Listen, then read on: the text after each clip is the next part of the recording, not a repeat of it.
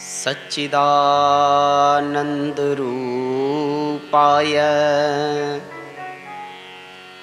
विश्वोत्पत्त्यादिहेतवे तापत्रयविनाशाय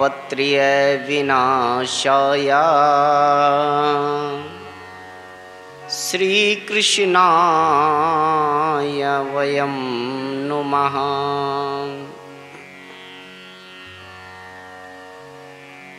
यं प्रव्रजन्तुमनुपेतमपेतकृत्यं द्वैपायनो बृहकातराजुहाव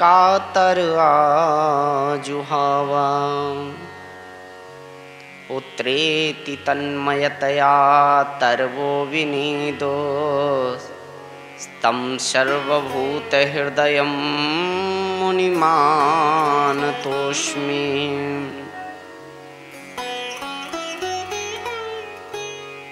योऽन्तः प्रविश्य मम वाचिमिमां प्रसुप्तां सञ्जीवयत्यखिलशक्तिधरा स्वधाम्ना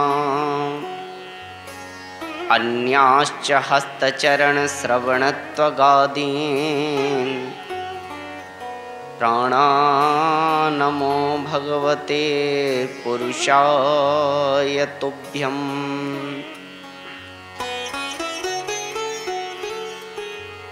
विश्वक्सेन जतीन्द्रदेव कृपया लब्धं त्रदण्डं शुभं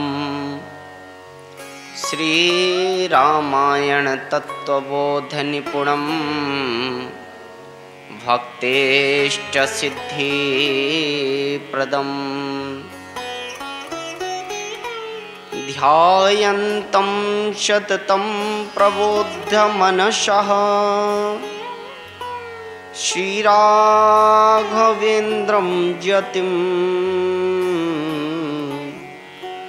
वन्देऽहं करुणार्णवं यतिवरं नारायणं सद्गुरुम् नारायणं सद्गुरुम्।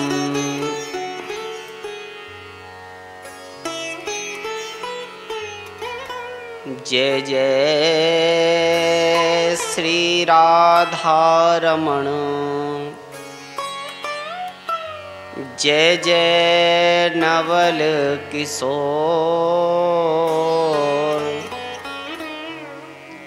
जय गोपी चित चोर प्रभु, जय जय माखन चोर। बोलिए बांके बिहारी लाल की जय।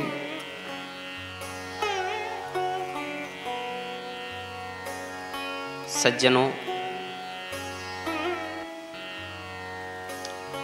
हम लोग शिव चरित्र पर प्रकाश डालते हैं। शिव चरित्र एक ऐसा अद्भुत चरित्र है जिस चरित्र को सुनकर रोम रोम प्रफुल्लित हो जाता है, रोम रोम आनंदित हो जाता है। ऐसा ये शिव चरित्र। शिव जी का एक नाम है भोले। सज्जनों, भोले का अर्थ क्या होता है?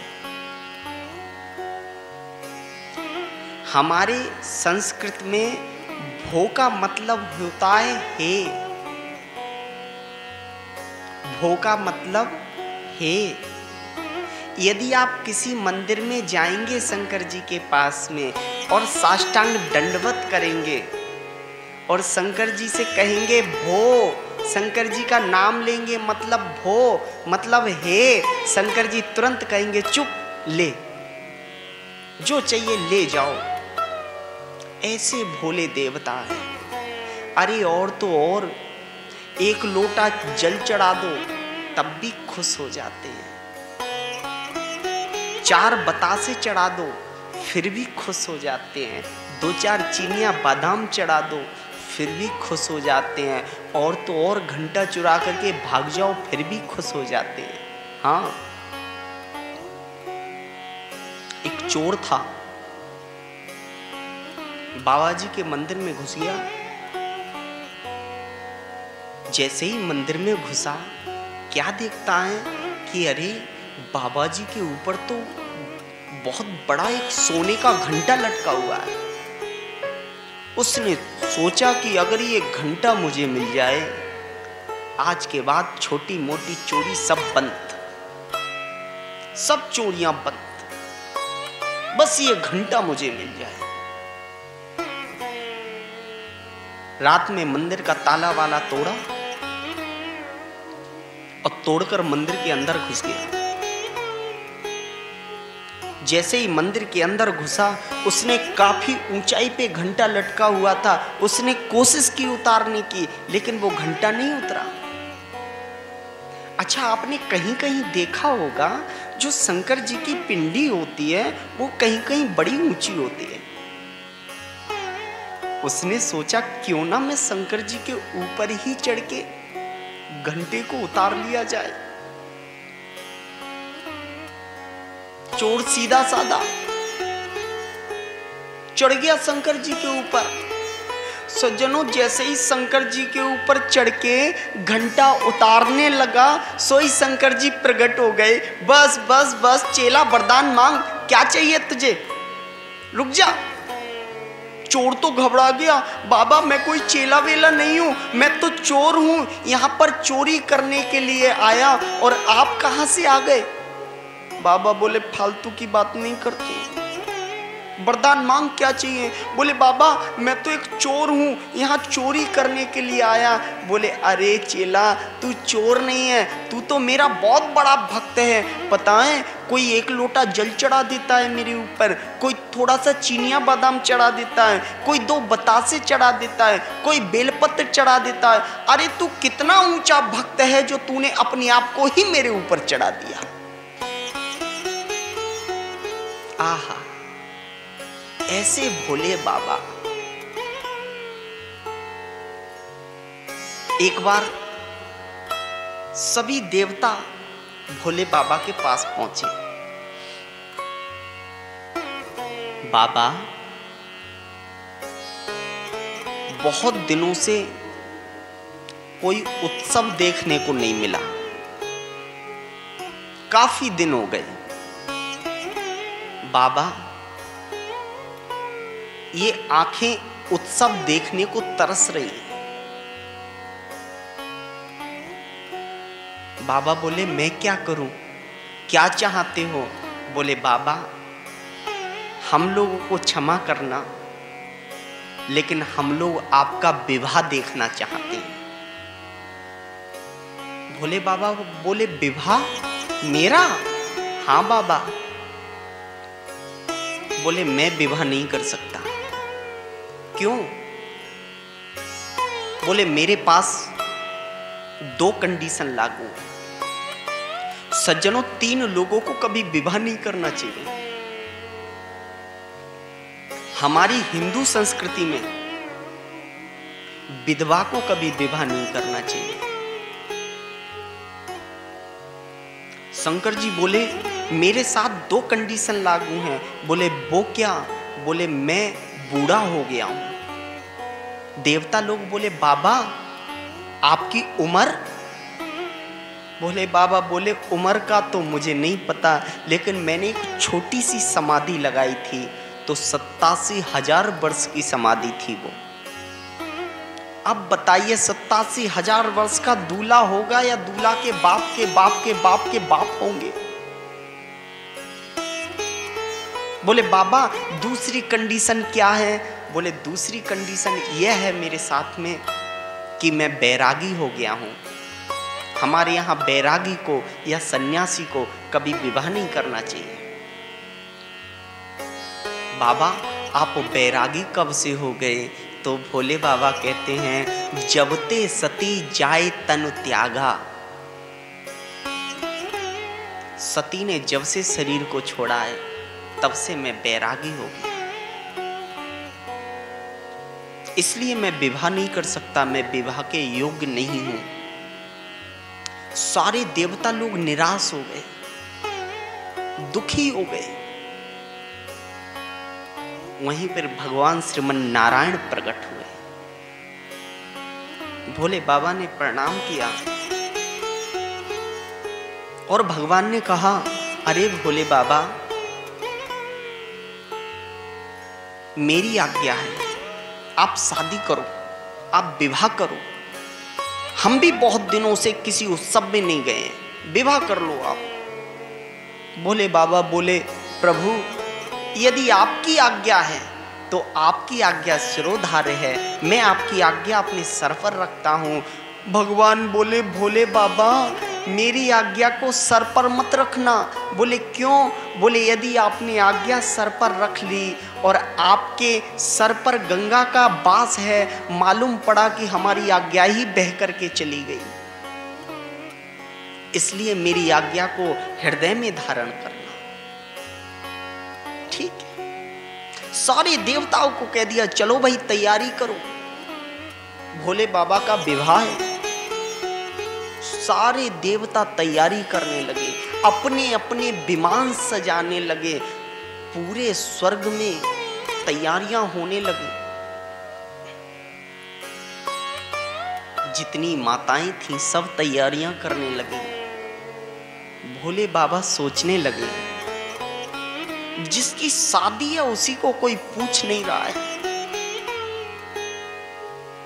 अपने सभी गणों को बुलाया, क्यों जी, जिसकी शादी है उसको तो कोई पूछ नहीं रहा है। सब गण बोले, महाराज आप चिंता मत करो, ये देवता लोग जो होते हैं ये तो स्वार्थी होते हैं। ये आपके सामने तारीफ करके चले गए, बाबा हमने कोई उत्सव नहीं देखा है। अरे इनको तो डर उस तारकासुर का है, जब आपके बेटा होगा वो उसको वध करेगा।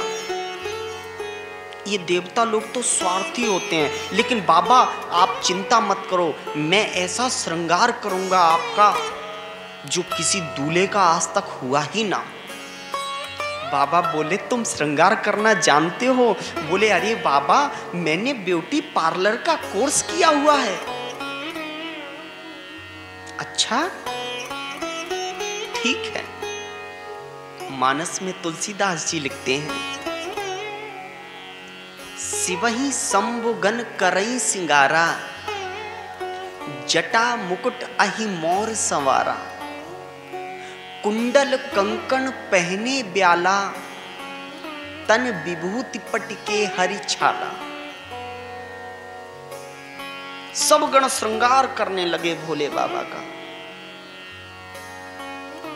भोले बाबा ने कहा, मैंने सुना है कि दूल्हा जब जाता है तो उसके सर पर मोर बंधा होता है, क्या किया जाए? बोले, चिंता मत करो बाबा, मैं अभी मोर तैयार करता हूं। गणों ने क्या काम किया, जटाओं को इकट्ठा किया और एक सांप पकड़ के जटाओं के ऊपर बांध दिया, मोर बन के तैयार हो गया। भोले बाबा बोले, मैंने सुना है कि जब दूल्हा जाता है तो कानों में कुंडल पहन के जाता है। गण बोले, बाबा चिंता मत करो। गण दौड़ता दौड़ता गया, दो बिच्छुओं को पकड़ा और बाबा के कान में लटका दिया। एक गण बोला, हमने तो सुना है कि जब दूल्हा जाता है तो हाथ में कंकन पहन के जाता है। दौड़ता दौड़ता एक गण गया, छोटे छोटे सांपों को पकड़ा और हाथों में लपेट दिया, कंकन तैयार हो गए। जब सब श्रृंगार हो गया, एक गण बोला, बाबा दूल्हा जो जाता है वो कपड़े भी पहन के जाता है, ऐसे नंगे मत जाना क्योंकि दूसरे के देश में जाना है। ठीक है, भोले बाबा ने अपना मृग चर्म उठाया और लपेट लिया। बोले, अब मैं कैसा लग रहा हूं? एक गण बोला, महाराज आपका बखान कौन कर सकता है, लेकिन अभी एक चीज की कमी है। बोले, क्या? बोले मैंने सुना है कि जब दूल्हा जाता है तो पाउडर लगा के जाता है।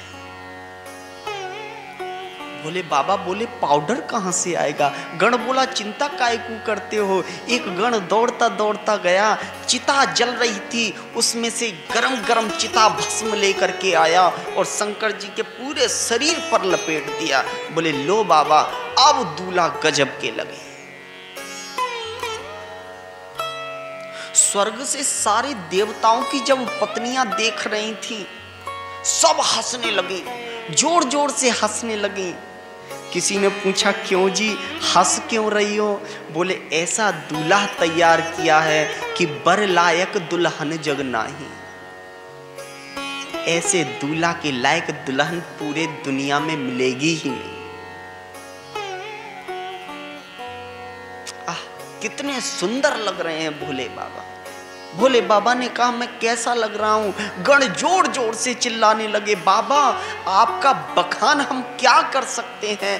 कर्पूर गौरम करुणावतारम संसार सारम भुजगेंद्र हारम सदा वसंतम हृदयारविंदे भवम भवानी सहितम नमामि। बाबा आपका बखान तो कोई कर ही नहीं सकता। बहुत सुंदर लग रहे हैं आप, बहुत अच्छे लग रहे हैं। भोले बाबा बोले तो फिर बारात की तैयारी की जाए? बोले हाँ। बोले सारे देवताओं को न्योता भिजवाओ। बाबा तैयार हैं, तैयारी करो विवाह की। जब गण लोग सारे देवताओं के पास में गए, सारे देवता लोग भगवान विष्णु के पास में आ गए। बोले प्रभु ये ऐसा दूल्हा तैयार हुआ है, यदि इस दूल्हा के साथ में हम जाएंगे तो समाज में हमारी भी बेइज्जती हो जाएगी। इसलिए प्रभु कोई ऐसा उपाय करो जो काम भी निकल जाए और बारात भी वहां पहुंच जाए। भगवान बोले देखो देवताओं, यदि भोले बाबा के साथ में चलोगे तो बेइज्जती होना तो पक्का ही है, लेकिन यदि इस भोले से जाकर के कहोगे और मालूम पड़ा फिर नाराज होकर के बैठ गया, तब हम कहीं के नहीं रहेंगे। बोले फिर क्या किया जाए? बोले इसलिए एक काम करो, बिलग बिलग होई चलहु सब निज निज सहित समाज। सब लोग अलग अलग चलो। ठीक है प्रभु। सभी देवता अलग अलग चल दिए, भोले बाबा के पास कोई नहीं आया। गण ने कहा बाबा बारात में कोई नहीं आ रहा है। बोले अच्छा ये देवता लोग अपने आप जा रहे हैं? बोले हाँ। बोले एक बात बताओ, जिस बारात में दूल्हा ही नहीं होगा तो बारात जाके करेगी क्या? वहां पर बारात जाके क्या करेगी? एक काम करो, देवता नहीं जाने मत जाने दो, हमारे समाज को बुलाओ, पूरे में आवाज लगा दो हमारे समाज को, मालिक की शादी है। जितने भी शमशान हैं, जितने भूत प्रेत बेताल कंकाल डाकनी साकनी, सब में आवाज लगा दो मालिक की शादी है, मालिक की शादी है। गण ने जाकर के पूरे में आवाज लगाई मालिक की शादी है।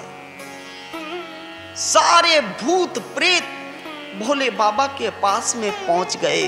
कोई मुखहीन विपुल मुखहीना, सज्जनों किसी के तो मुख ही नहीं है, किसी के हजारों हजार मुख हैं, किसी के पैर नहीं, किसी के हाथ नहीं, किसी के 10 हाथ हैं, किसी के 10 पैर हैं। कोई इतना मोटा है कि चल नहीं पा रहा है, कोई इतना पतला है कि हवा उसको उड़ा करके ले जा रही है। किसी के सूकर का मुख लगा हुआ है, किसी के कुत्ते का मुख लगा हुआ है। ऐसी मालिक की बारात। बोले चले महाराज बारात लेकर। आज भोले बाबा का समाज जब चलने लगा, नाना प्रकार के व्यंग हो रहे हैं रास्ते में।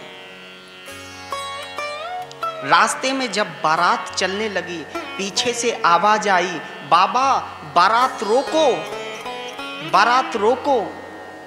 क्या हुआ? बाबा, एक इतना पतला प्रेत था, हवा आई और उसको उड़ा करके ले गई, पहले उसे पकड़ के लाने दो। दौड़ता दौड़ता गया, प्रेत को पकड़ के लाया। बाबा अब चलो।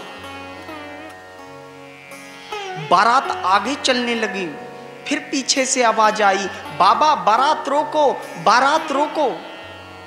अरे अब क्या हुआ? बोले बाबा, एक इतना मोटा प्रेत था कि रास्ता बहुत संकरा था और रास्ते में वो प्रेत फंस गया, उसको निकालना है। जैसे तैसे खींचतान करके उस प्रेत को निकाला। बारात जब आगे जाने लगी, नगर निकट बारात जब आई, जब नगर के निकट बारात पहुंची, सज्जनों आप किसी भी गांव में चले जाइए, गांव के जो बुजुर्ग होते हैं ना, वो बारात का स्वागत करते हैं। और ये तो एक राजा की बारात, राजा की बेटी की बारात थी। सारे गांव के बुजुर्ग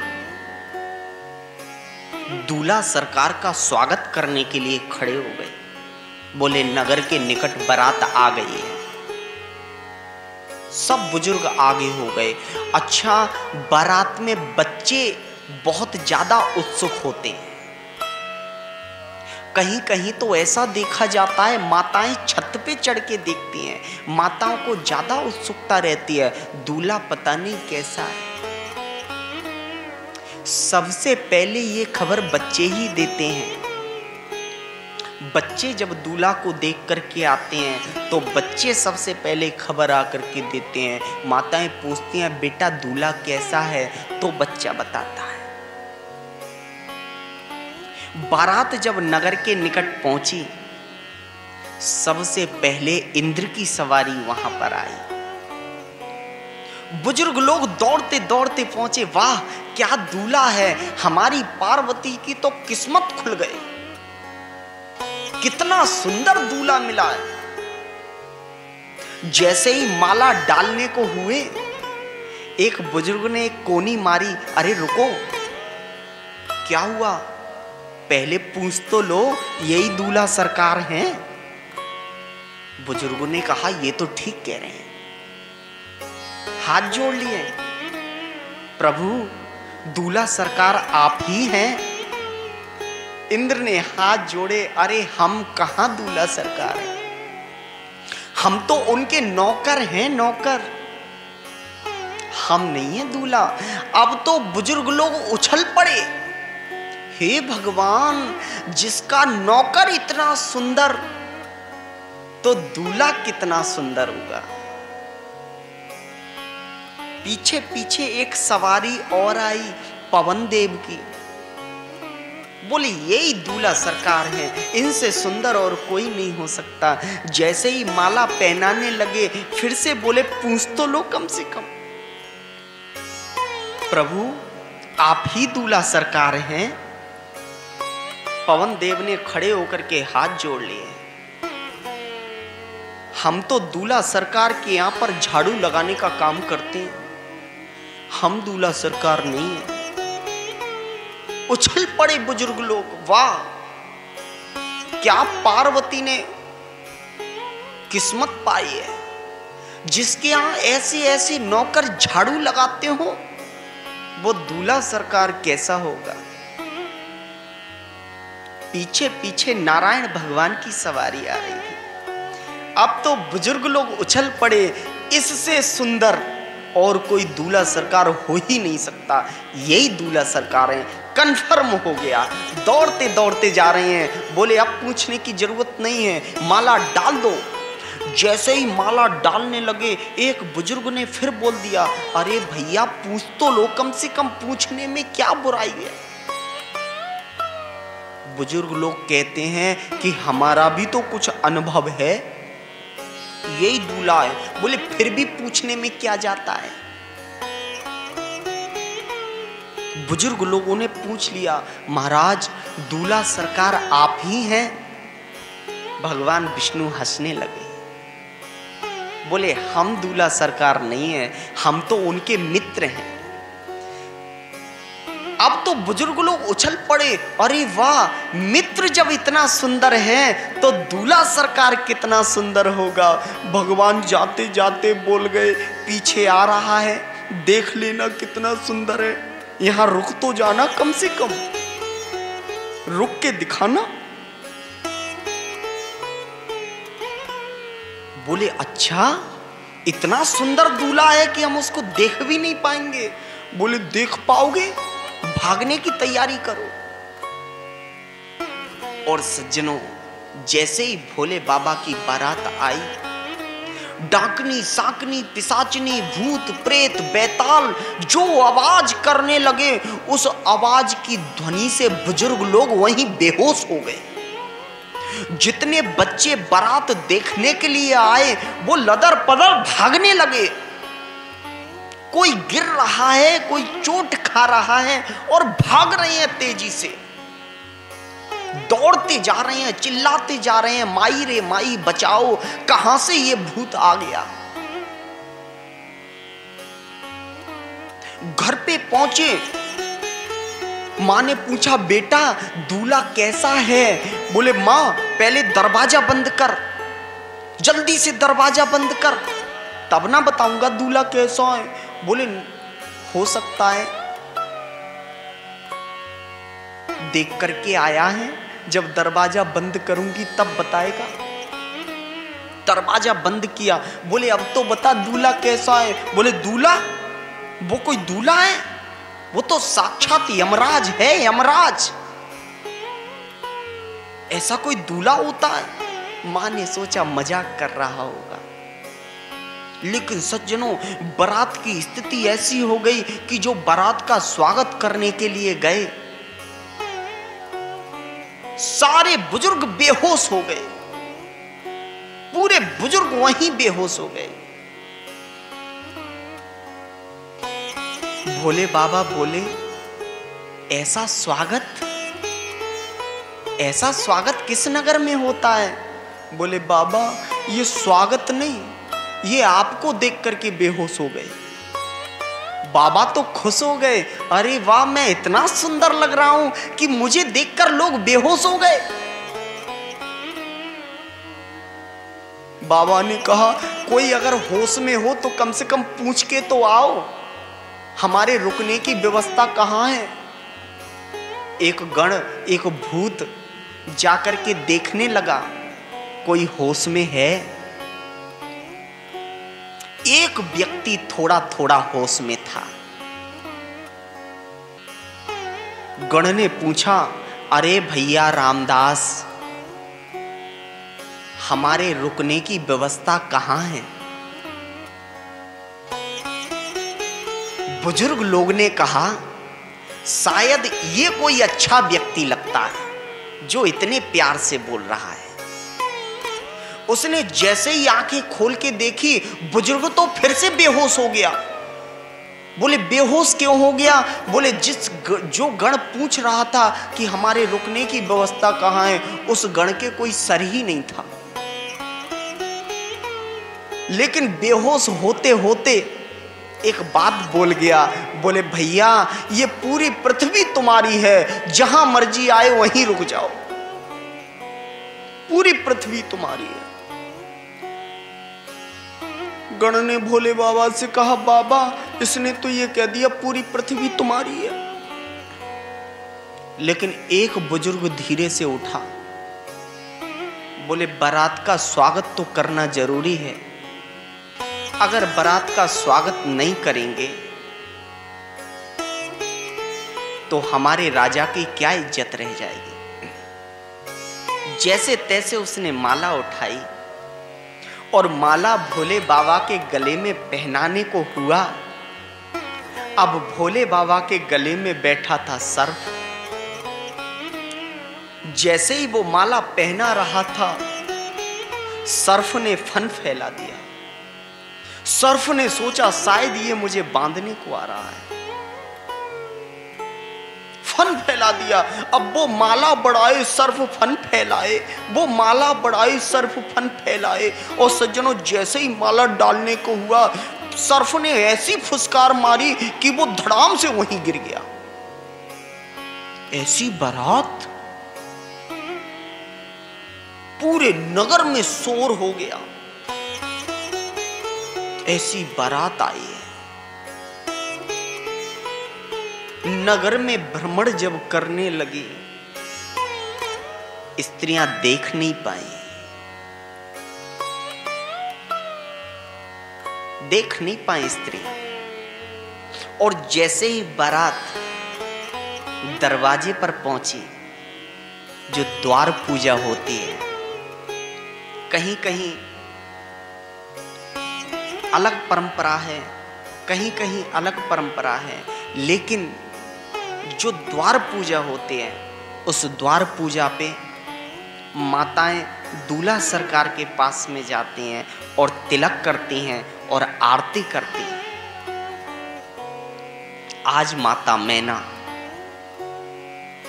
भोले बाबा का तिलक करने को आई, आरती की थाली सजा के लाई। 20 दासियां उनके आगे पीछे चल रही हैं। किसी के हाथ में आरती की थाली है, किसी के हाथ में लोटे का जल है, किसी के हाथ में पीतांबर है।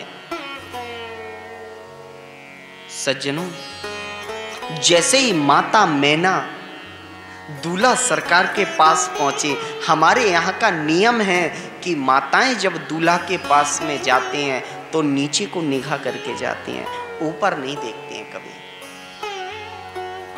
और जैसे ही माता मैना दूल्हा सरकार के पास पहुंची, आरती की थाली हाथ में ली और जैसे ही आरती घुमाने लगी, जब आरती घुमाते हैं तब दूल्हे सरकार के चेहरे की तरफ देखते हैं। माता ने जैसे ही आरती घुमाई और दूल्हे का चेहरा देखा, दूल्हे के गले में सर्फ पड़े हुए, सर पे गंगा, सर पे चंद्रमा, ऐसा अद्भुत भेष जब दूल्हे का देखा तो आरती की थाली उठा के ही पटक दी उसी के ऊपर। शंकर जी के ऊपर आरती की थाली उठा के पटक दी।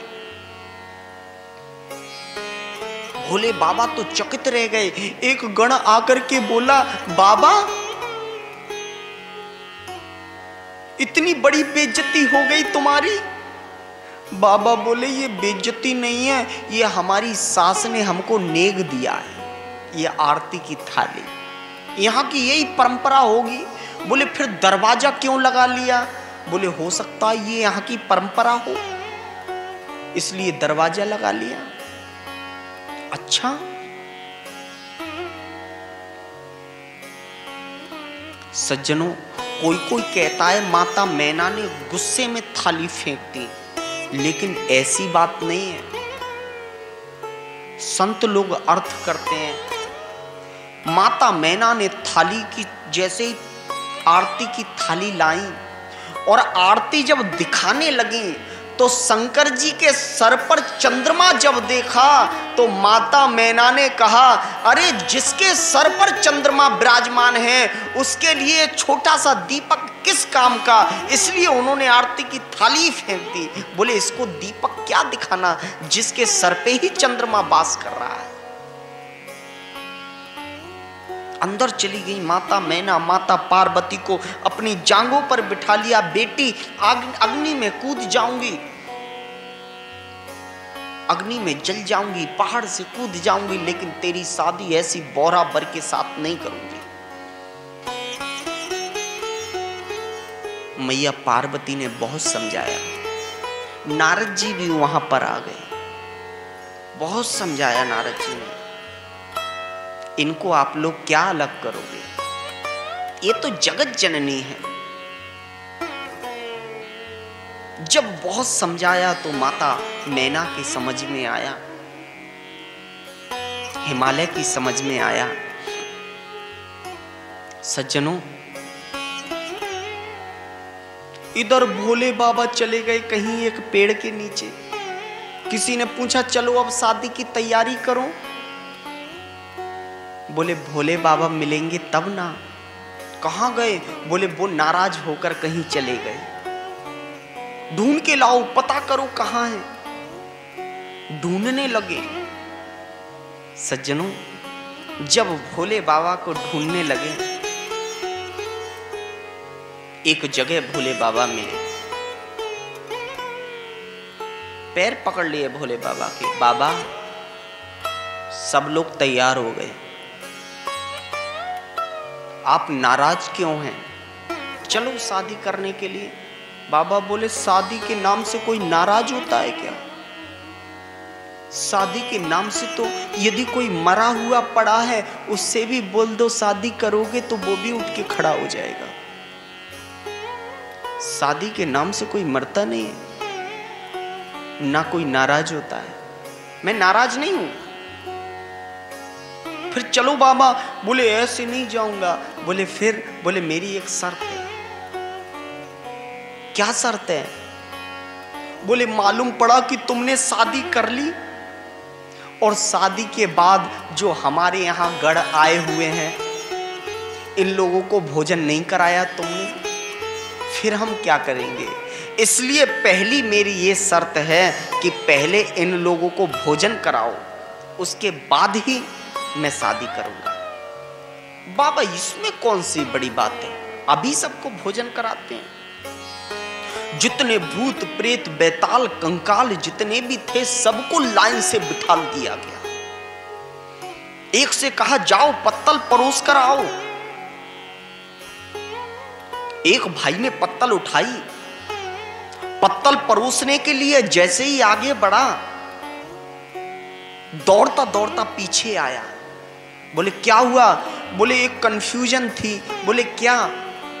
बोले एक जो प्रेत बैठा है ना उसके 100 मुख हैं, कितनी पत्तल देनी है? बोले जितनी पत्तल मांगे ना उतनी पत्तल दे दो। ठीक है, 100 पत्तल दे दी। अब दूसरे के आगे बढ़ा, उसके तो मुख ही नहीं था। कभी आगे जाए, कभी पीछे जाए, कभी इधर जाए, कभी उधर जाए। पत्तल कहां से रखूं? अंदर से आवाज आई, अरे जहां मर्जी है वहां रखना। पत्तल वाला तो पत्तल पटक के भाग गया। हे भगवान, ऐसी बारात किसने मानी? खीर वाले ने कहा अपन तो कोई रिक्स लेंगे नहीं, हम ऐसे नहीं परसेंगे जो पास जाना पड़े। बोले फिर? एक चमचा में बड़ा सा डंडा बांध लिया और दूर से ही परोसने लगा। अब वो परसे, अब थोड़ी थोड़ी खीर से उनके हो क्या? किसी ने कहा इन लोगों को ऐसे नहीं खिला पाओगे। बोले फिर कैसे खिला पाएंगे? बोले जितना भी सामान है सारा सामान एक जगह रख दो और इन लोगों से बोल दो अपने आप उठाओ और अपने आप खाओ।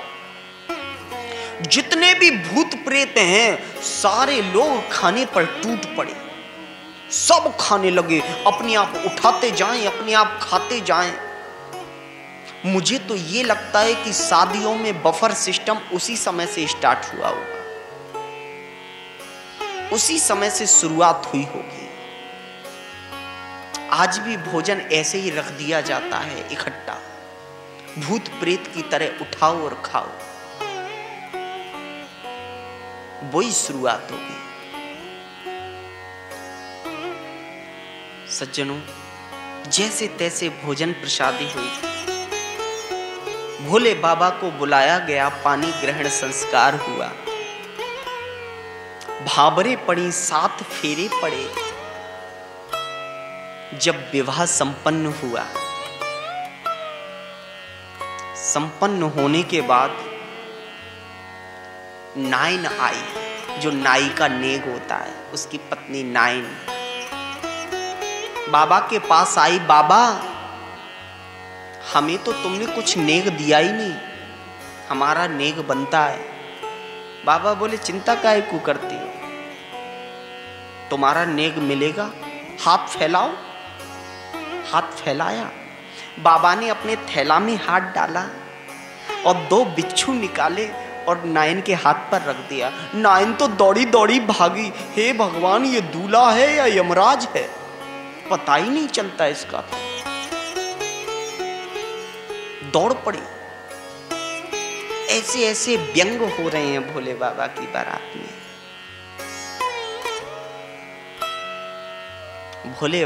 भोले बाबा माता मैना हिमालय के पास में पहुंचे, विदाई का आग्रह करने लगे।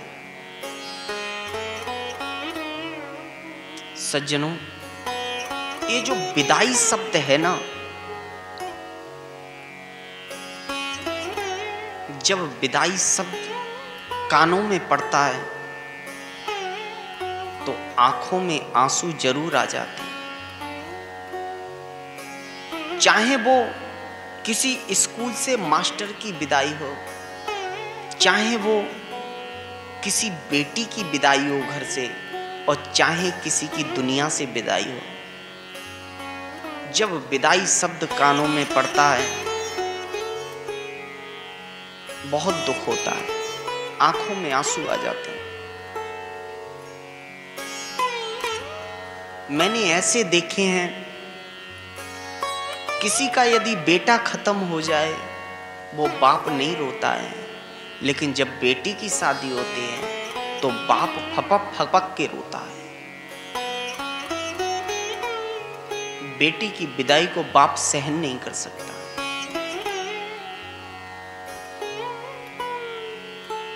एक बिटिया घर में जब जवान हो गई, पिता को चिंता हुई बेटी की अब शादी कर दी जाए। शहर गया, शादी का जोड़ा लिया, मिठाइयाँ ली, सब सामान लिया, मेरी बेटी की शादी होने वाली है। और जैसे ही गांव में आकर के देखा तो क्या देखता है कि अचानक बेटी की मृत्यु हो गई। बेटी की लाश घर में पड़ी हुई है, मातम छाया हुआ है, हजारों लोग रो रहे हैं, जवान बेटी खत्म हो गई। बूढ़ा बाप बहुत रोया, बहुत रोया। और जब जब उसे बेटी की याद आती थी तब तब रोता था, बहुत रोता था, बहुत रोता था। जब वो बाप बूढ़ा हो गया, उसकी आंखों से कम दिखने लगा, फिर भी उसने रोना नहीं छोड़ा, बहुत रोता था। एक दिन रात में सो रहा था, उसकी बेटी सपने में आई। बेटी के साथ में 2 लड़कियां और खड़ी थी। बेटी के हाथ में दीपक था और उन 2 लड़कियों के हाथ में भी दीपक था। कमाल की बात यह कि जो 2 लड़कियों के हाथ में दीपक है वो जल रहा था, और जो अपनी बेटी के हाथ में दीपक है वो बुझा हुआ था, बुझा हुआ था। पिता ने पूछ लिया, बेटा इन बेटियों के हाथ में दीपक जल रहा है, तेरे हाथ में दीपक बुझा हुआ क्यों है? बेटी रोने लगी और रो रो करके बोली, पिताजी तुम इतना रोते हो, इतना रोते हो, इतना रोते हो कि तुम्हारे जो आंसू है ना वो ऊपर आकर के मेरे दीपक को बुझा जाते हैं। इसलिए पिताजी तुम रोया मत करो। बेटी जब घर से जाती है बहुत दुख होता है। माता मैना और हिमांचल भी बहुत रोने लगे, बहुत रोने। इधर जो नायन को बिच्छू दे दिए थे ना, नायन जब जाकर के अपने घर देखती है, उसके घर में सोने जवाहरात से उसका घर भर गया। अब तो वो रोने लगी, मैंने भोले बाबा से बताओ मांग लिया, क्यों मांगा मैंने? अरे मेरे पास तो वैसे भी कमी नहीं थी, लेकिन बाबा ने इतना दे दिया, अब मैं इसका करूंगी क्या? कुछ कुछ लोग ये कहते हैं भगवान ने हमारे लिए किया ही क्या है? क्या किया? लेकिन भगवान जो करता है वो दिखता नहीं है। इस तरह से हिमांचल ने मैया पार्वती की विदाई की, बहुत सारा दहेज दिया। बाबा ने कहा हमको दहेज की क्या जरूरत है, हमें तो बस भजन करना है, हमें दहेज की जरूरत नहीं है। इस तरह से भोले बाबा कैलाश पर्वत पे आए, तपस्या करते रहे, मैया पार्वती उनकी सेवा करती रही। ऐसा भोले बाबा का चरित्र बड़ा प्रफुल्लित करने वाला चरित्र है। लेकिन मैं आपको बता रहा था, लोग बोलते हैं कि भगवान ने हमारे लिए किया क्या है, क्या किया है भगवान ने हमारे लिए। पता है, एक बार अकबर और बीरबल की सभा जुड़ी हुई थी, ध्यान से सुनना। अकबर और बीरबल की सभा जुड़ी हुई थी। अकबर ने बीरबल से पूछा, अरे बीरबल, ये बताओ कि तुम्हारे भगवान करते क्या हैं, क्या करते हैं तुम्हारे भगवान। बीरबल ने पूछा, महाराज इसका उत्तर तो हमारे यहाँ का कोई फकीर ही दे देगा कि हमारे भगवान क्या करते हैं। अच्छा सज्जनों, इत्तेफाक की बात, उस राज्यसभा में फकीर भी आ गया।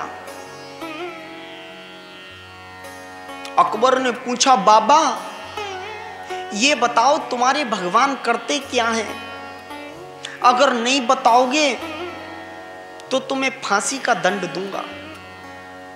बताओ तुम्हारे भगवान क्या करते हैं। फकीर बोला, बता तो देंगे, लेकिन तुम एक बात बताओ, गुरु बड़ा होता है या शिष्य बड़ा होता है। बोले, महाराज गुरु बड़ा होता है। तो गुरु को नीचे रहना चाहिए या शिष्य को नीचे रहना चाहिए। बोले, महाराज गुरु को ऊपर रहना चाहिए और शिष्य को नीचे रहना चाहिए। बोले, मैं उत्तर दूंगा, मैं आपका गुरु हूं और आप प्रश्न पूछे हो, आप मेरे शिष्य हैं। आप एक काम करो, नीचे आकर के खड़े हो और मुझे उस सिंहासन पर बिठा लो, तब मैं बताऊंगा मेरे भगवान क्या करते हैं। अकबर ने बीरबल की तरफ देखा, ये तो सिंहासन मांग रहा है। बोले, दे दो ना महाराज, 5 मिनट के लिए क्या जाता है, कौन सा तुमने रजिस्ट्री करानी है, दे दो 5 मिनट के लिए अगर उत्तर चाहिए तो। अकबर नीचे आकर के खड़े हो गए और फकीर बाबा को ऊपर सिंहासन पर बिठा दिया और जोर से तड़क के बोले, अरे फकीर बाबा बताओ तुम्हारे भगवान क्या करते हैं। अच्छा, फकीर बाबा बोले, ऐसे नहीं बताएंगे। फिर बोले, तुम्हारे सर पर जो मुकुट रखा है ना सोने का, ये अहंकार का प्रतीक है।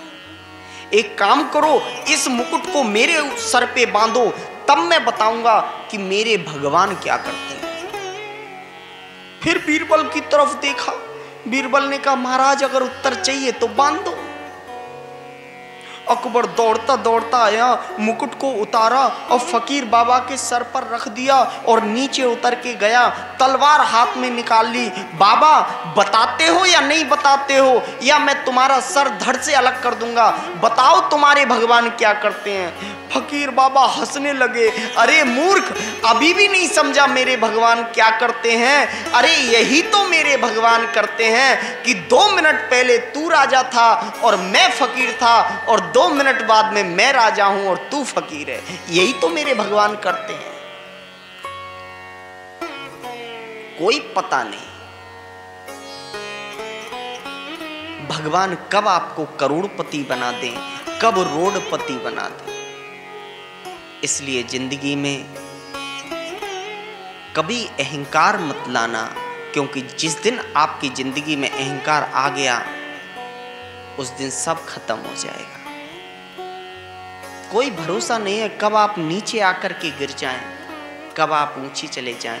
इसलिए अपनी जिंदगी में भगवान का नाम लेते रहें, भगवान का चिंतन करते रहें, और अपना कर्म करते रहें।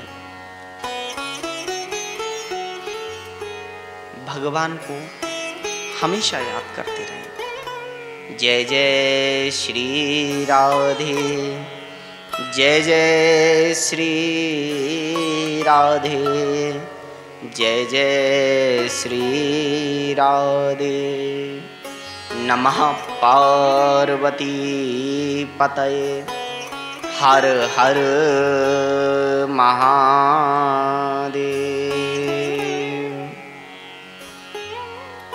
बोलिए बांके बिहारी लाल की जय।